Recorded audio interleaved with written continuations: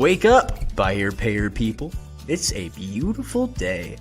Go grab yourself another cup of joe and say hello to Jim and Michelle Rhoads on the Buy Here Pay Here Morning Show. Take it away, you two.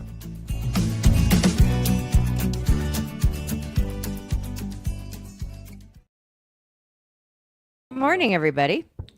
Hi, welcome Yeah. to another episode of the Buy Here Pay Here Morning Show from the studio in North Ogden, Utah. Glad to have you folks here. Mm-hmm. And, I'm just I'm listening to make sure I'm hearing you and not you in the room and hearing you through the thing. Yeah. So just, It's we got a good audio check? If folks are listening, just give us a quick sound check. It is the last day of February. Right. Yeah. Which means it's the last day of February, which means refunds are slowing down. Yeah. You found a little bit of stuff on refund kind of timing. And, of course, we've seen, Bill from TaxMax has shared kind of the anticipated schedule. Yeah. Some of the others have been tracking up on that. And so I went back today and looked at history of volume on February of last year versus March, just as a way to kind of help dealers anticipate the amount of volume they might be able to look at for March. As we kind of wind down February here. But so I pulled together some of that. We can get to that. I thought we might cover this matter of lending first. We always like the morning stuff. So today is we were talking this morning that it is for those of you who do astronomy. It is a pretty monumental day today. Yeah. It's a new moon, which means that there's no moon light. Right. Because it's where it's completely black, but it's also this planetary alignment thing that we only see happens every 300 or so years. And so a lot of astronomers are like, this is pretty cool. So those of you who are listening, if you've got clear skies tonight, go somewhere where you're going to have less light pollution from the city and just, take a look at the brightness of the stars and some of the alignment. Because we were outside last night the stars were so much brighter, and part of that is because we were almost into the new moon, but the stars were so much brighter, and it's like, holy tamale. I mean, just big, huge, the planets. Yeah, Venus has been particularly bright lately. Yeah. So I have an app. There are a handful of them. You can download an app called Skyview, which will help you identify the different planets, and you can even see space junk. And there's a lot of people I've been in my social media that and a lot of you may have experienced this. Part of some of the stuff that's happening is there's been just a lot of flares and energy stuff, and so was a lot, and there are pieces in the news about the last couple of days that things around like mapping and that kind of stuff were really glitchy yesterday and the day before. And that people that were communicating via ham radios and all of that, it was just, there was a lot of stuff coming. But that looking at the stars through this app, I some people that I follow, it's like, for them, it was like, it doesn't know anything in the sky today. So I don't know if it was related to some of the solar flares or whatever, but there's an awful lot that's happening. There that's just kind of, it's just really, really interesting. I actually saw one, just real quick, Schumann resonance. It's something that's scientific. And it's basically tells you the heartbeat of the planet with energy. And it went from like, if it was our heartbeat, to 70 to 700 just in the last couple of days of beats. It was just really, really, really, really active the last couple of days. I don't understand what you're talking about. But. Yeah. Well, those of you who are interested. Come here. Yeah. So we can get into the subject at hand. I think, the big thing was, and I didn't get it teed up here, but, our friend from the industry, Chad Martin, put a post out on social media. I think it was in the BHPH Success Group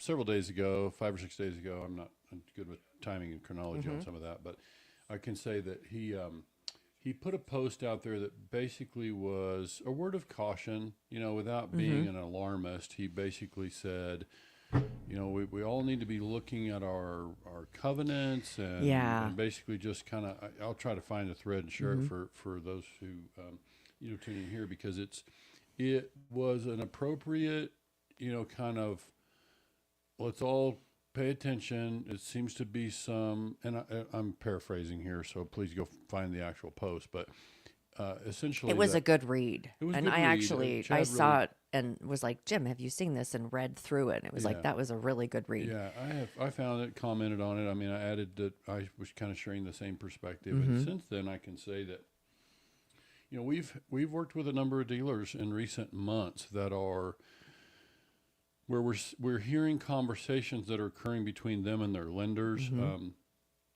that we weren't hearing before, and so it's an indication to me about there's a couple things. So I'm gonna offer my own possible theories on what we could be experiencing here, but we're seeing lenders kind of tighten up. We've seen renewals be a little more stringent. Yeah, right? like our client base Yeah. is seeing some of that. I You mean, mean we've the customer base, our or client base, you mean the dealer base? the Okay, dealer the base. okay. Yeah, Yeah, our we're seeing that within people that we work with. We've seen people have, more challenges in getting their renewal after many years of business and many years with the same lender. We've seen a dealer foreclosure. We've seen, a couple things of that nature that suggest that, things are pivoting, and it's an interesting time. I mean, obviously now that we've got Trump in the White House, you would expect a very favorable business or pro-business administration. yeah, which has been really interesting to watch that. Yeah. That there's internally it's high, or like an opening up of business, and yet we're still seeing some constriction. Yeah. And so we were talking about that this morning. Is it because we don't know what's going to happen in regards to outside of our country and how that's going to affect a lot of Right. business, a lot of, imports, exports, all of that. Yeah. And, through my career, I have steered clear of anything that might, sound like prognostication. I mean, I'm not in the business of forecasting. I don't monitor, global capital markets or, national capital markets. Like, I don't really follow Wall Street or any of the happenings there. And over my career, I've generally said, and this is kind of back to what I call farm boy logic. It's like you look at the kind of the broad industry across my 20 plus years being around it, you see cycles, you see money kind of ebb and flow, in particular access to capital for dealers. Yeah. Right. So we've seen that kind of come and Yeah. go, and we've seen the money come and go in the indirect side of subprime. And so I think my general perspective is that we may be now just kind of getting to the place where we have to kind of pay the piper, or whatever the Yeah. expression is, about in a post-COVID period. We saw, obviously, in COVID 20 and 21, we saw car costs go up sharply. Dealers struggled to adjust. They either extended term or they raised prices or some combination, right? But the cost for them went up sharply. I think, we're 3 years out, at a minimum Yeah. from that, but terms, pushed. A lot of dealers pushed to 3 and 4 years for the first So time. from what you've seen, has, the cost of car way high, cost of car has come down, not to what it was pre-COVID, Yeah. but it's come down and it's stabilized. Is it? Yeah, but I think this is, and we didn't come to really have this discussion in a really heavy financial sense or actual around any numbers. Just if we keep it broad, I would say that what we've seen is LTV, that being loan to value, the dealer's financing against the value of the contract, or the face value amount financed of the note. So obviously that has become pressurized. Like, we've seen that relationship between the amount of the dealer's borrowing on their line of credit, their borrowing base or advance limit, against their value of their paper. We've seen that change. So if you're living against a borrowing base, and we've got a number of dealers that talk about in our V8 meetings, they talk about borrowing base and kind of the stresses and trying to gain some ground on their leverage. And it's a struggle, because, and if that gets compounded by poor collections, And so what do I mean by poor collections? Because, our dealer or our friend, Brent Carmichael pushed back when I used the word performance, like performance, what, like, and it's fair, like that's true. I'm really talking about, you could look at loss to liquidation ratios, you could look at charge off ratios. And we look at a number of different things in portfolio performance, but in watching that number more recently, we're seeing dealers who manage their business well, who've had a stable team in their collection department, have stability of management. Their portfolios are performing very consistently. We've seen some improvement with some of the dealers who I would put in that category. So I think this is part of where we've seen some dealers have really erratic portfolio performance across that same range. That was a topic of discussion in one of our groups last night.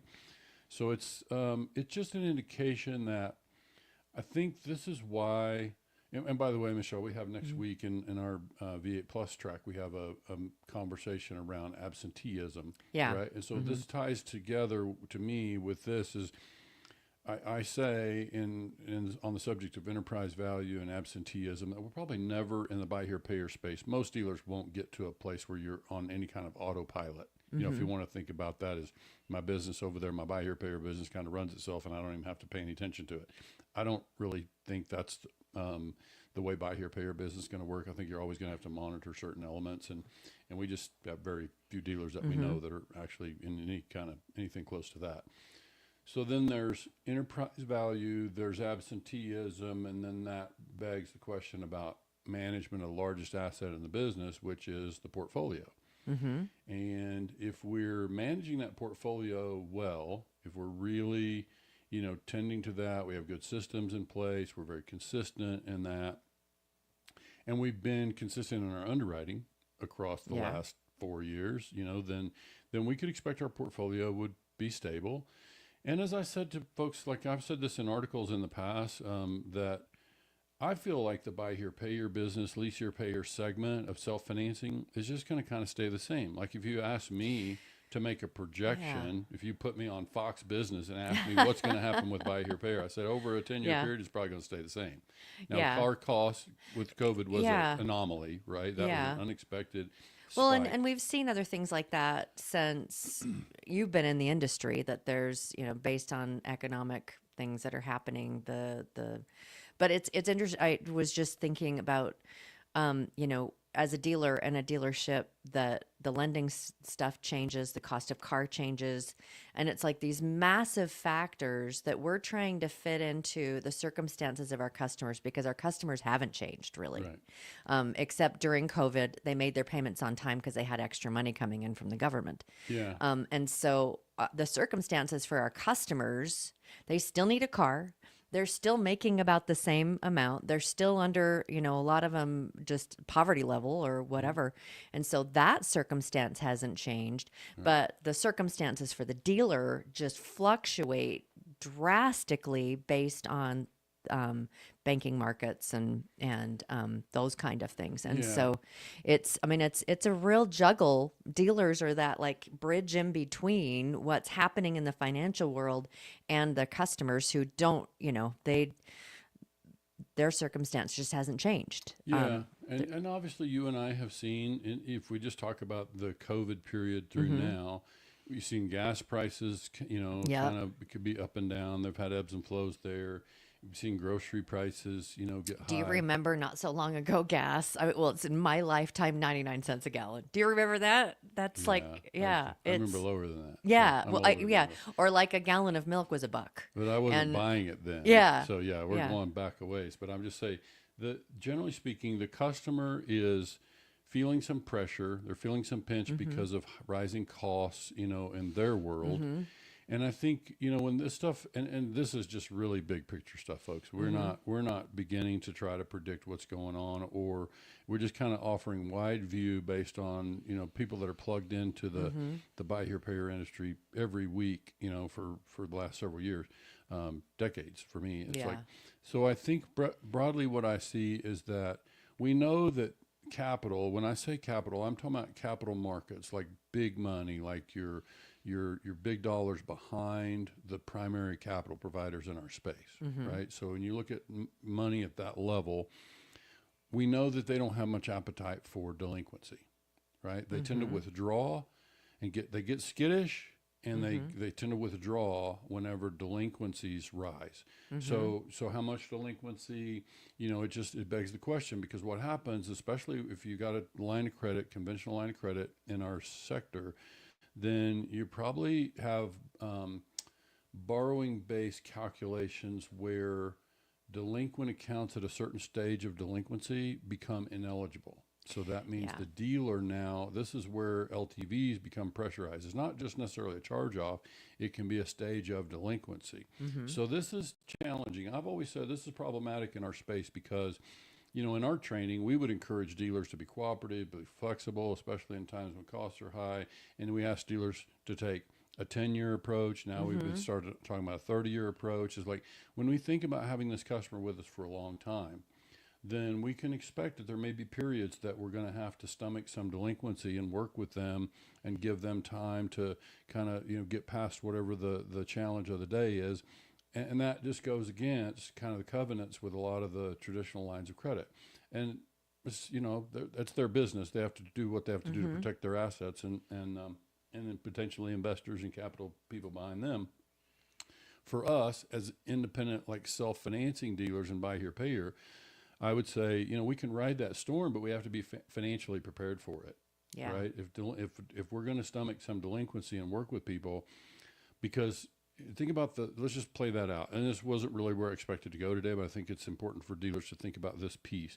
When you're in a line of credit, then what happens is you feel the financial pressure along with the customer. When the customer is feeling the pressure and they're falling behind, now let's say it's a 30-day delinquency covenant. That means when the account hits 31 days, it has to come out of the borrowing base, which hurts the dealer financially, which makes it more difficult for the dealer to handle financially cooperating with the customer. So it creates a pressurized sort of situation.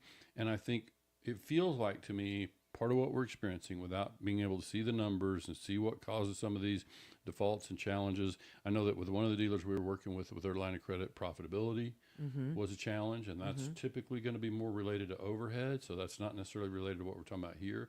But I'm just saying when you look at the covenants and you understand the pressures that are applied, then it makes sense to me that when customers are struggling financially, then there's going to probably be a rise in delinquency, and so now you're going to have a problem in borrowing basis for those who are on a traditional line of credit.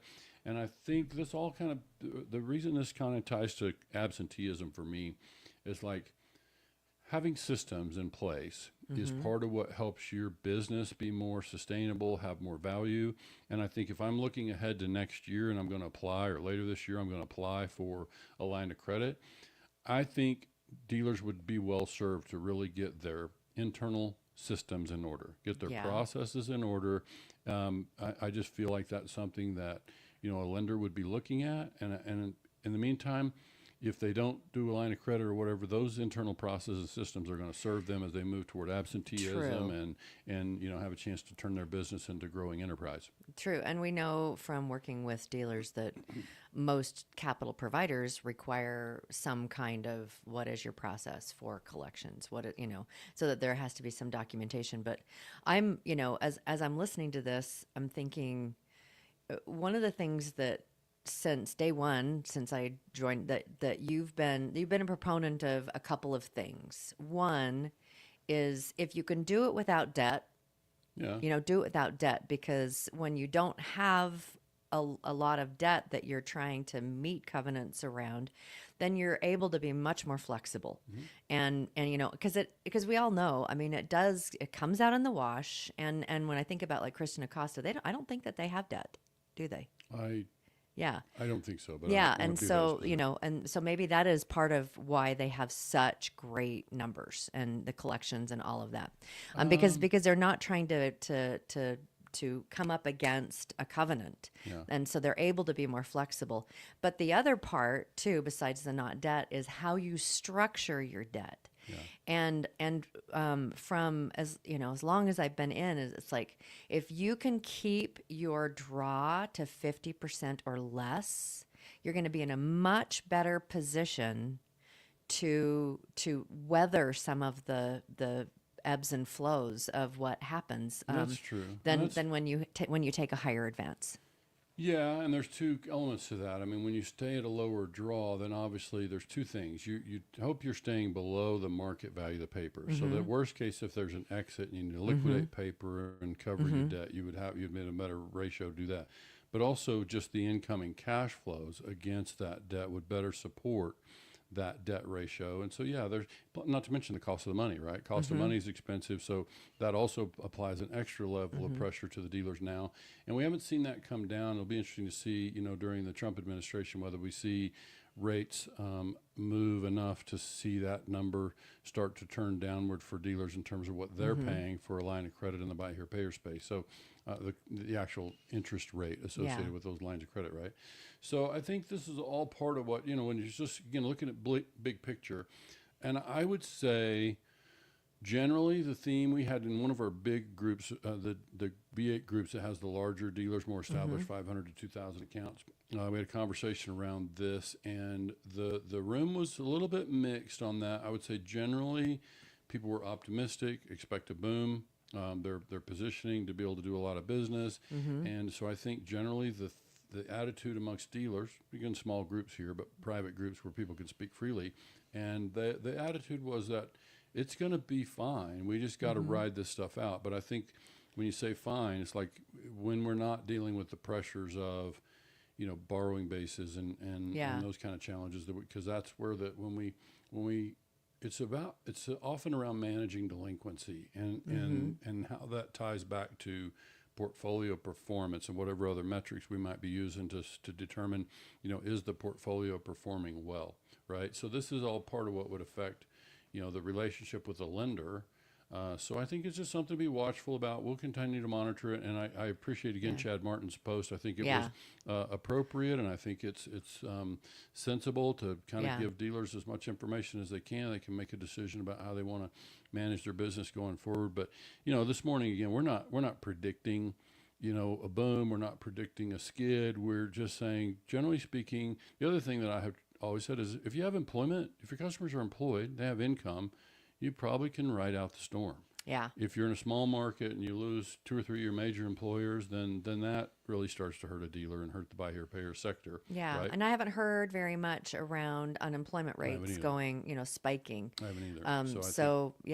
Who knows with the current administration, you're seeing more and more where there's an appetite for businesses to bring things back on shore, which actually creates more employment opportunities. Actually, the only ones that I'm seeing that there's massive layoffs it has to do with government. Right. So, but it's just kind of, it's been really an interesting thing for, both of us to sit back and just be aware of what's happening, and how that potentially affects dealers. The other part of our conversation we want to talk about was this February and March volume. Yeah. And let me kind of cover the one piece first. We won't be able to cover today because unfortunately, since I put the podcast post out, I wasn't able to pull together much data, not enough to be meaningful on the actual February volume today. So unfortunately, if anybody tuned in for this year, but for this current month that we're wrapping up today. So I think, we'd hope to get in there and look. Just anecdotally, we're hearing dealers started doing a lot of business this week. Just this week, tax refunds. Yeah. And we just at a quick look, it looks like we had some dealers that were up on volume slightly versus February of last year.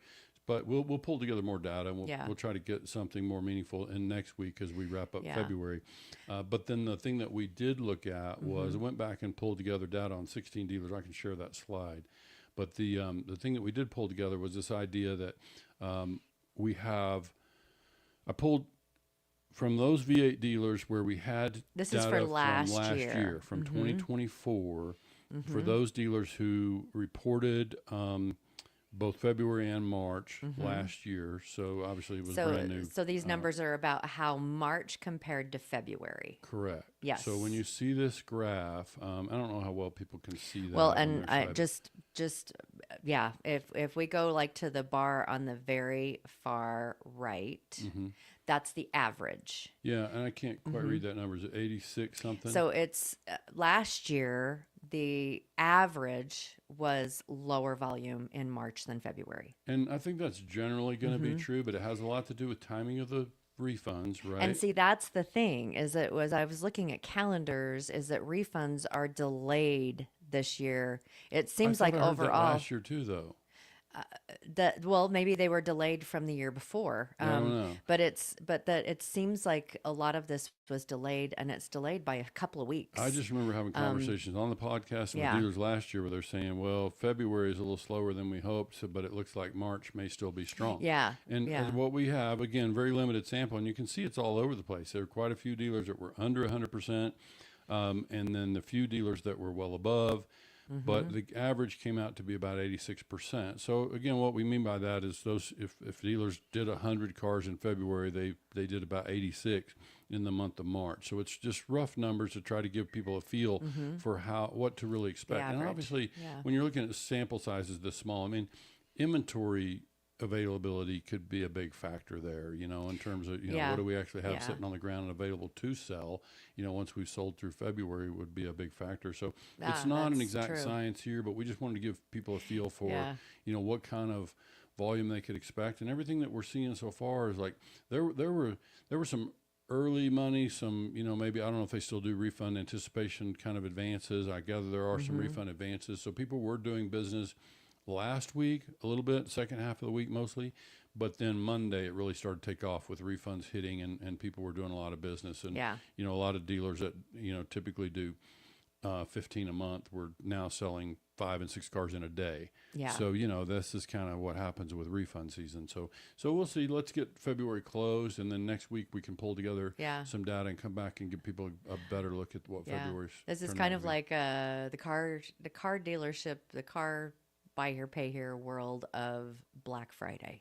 Yeah, it's right now, and this is when people are coming out to buy. And the thing that always makes me nervous about that, and we had dealers talk about this in some of our V8 meetings, like some of them say, I would rather be steady than have that crazy rush, know. But and so it's kind of a problem because also things get pressurized. Like we rush, we shortcut underwriting, and so it's like and we've talked to enough capital providers and just frank conversations about all is that a lot of times the paper that is originated during this period of time have the highest charge-off rates of any other time in the year because there are shortcuts and they, it's like there's this frantic energy with most buy here, pay here dealers of like, get it done. This is our Black Friday. This is where, like, when you think about Thanksgiving and this is where everybody goes in the black and, all the retailers, that there's that same kind of energy around buy here, pay here and tax return time. And, in 2025, we have more information. We're learning more all the time. Like, there are a lot of dealers who lean on their cash and deal number. So they're looking at their cost in the car and minus the down payment. And so if that number falls in line for them, they're inclined to do business. And what we generally know now is that just the down payment doesn't always translate into a higher success rate on the loan. Right? That was the big thing with capital providers and they from some of their aggregate, I mean, like lots and lots and lots of loans, is they said the higher that you get a down payment during tax season, that from what they were looking at, and it might be biased, is the higher your chance of charging off. It's like you're going to get this massive thing over a certain number. Like it was good in the mid range. Yeah, it was good in the mid range, but once you crash into this, it's like that's the only money you're going to see. So so it would be interesting to talk to the dealers, not the capital providers, about whether or not they're experiencing that themselves as well. For sure. But we just continue with the analysis. I think it's so always many moving parts this time of the year. It's just there's always a in lot. buy here, pay here. There's always just lots of pieces and lots of things to consider in terms of inventory sales, underwriting, collections, management. Like it's always a lot of different pieces to consider. Yeah, and dealers are preparing for this for months prior too. Right. So there's an awful lot. The way that a lot of dealers approach it, there's an awful lot riding on what happens in tax season. Yep, for sure. And you know, Yep. and it's just fun to just kind of sit back and watch what people are talking about on social media. It's like, I haven't seen anybody. Should I be scared? And other people are Yeah. just like, I've had more customers than I've ever, you know, and it's just kind of all over the place. Right. And the one thing that we are consistently coming back to is the customers are the same. Yeah. The customers are the same. The customers are the same. Yeah. And so why is there a disparity? And that's something to look internally, not so much the customer base, but Right. you know, what is it that we're doing Yeah. that we can maybe shift something? For sure. Yep. Yeah. Okay. Anything else? I don't think so from my side. All right. Well, everybody, thank you so much for, I didn't mean to have our pictures completely go away.